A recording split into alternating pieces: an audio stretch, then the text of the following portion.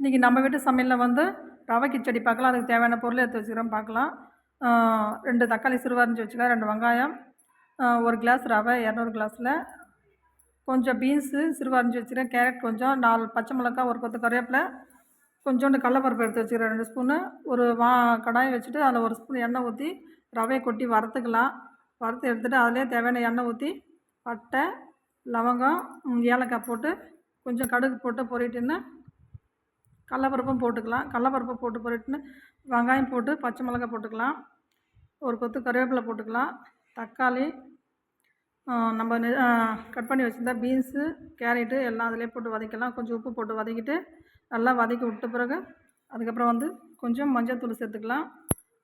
நல்லா எல்லாம் வதங்கிட்ட பிறகு தேவையான தண்ணி சேர்த்து நல்லா கொதிக்கிட்டு காயெல்லாம் வெந்துட்ட பிறகு நம்ம வறுத்து வச்சுக்கிற ரவை அதில் கொட்டி நல்லா கலந்து விட்டு வேகட்டுன்னு இறக்கிட்டா சூப்பரான கிச்சடி ரெடி.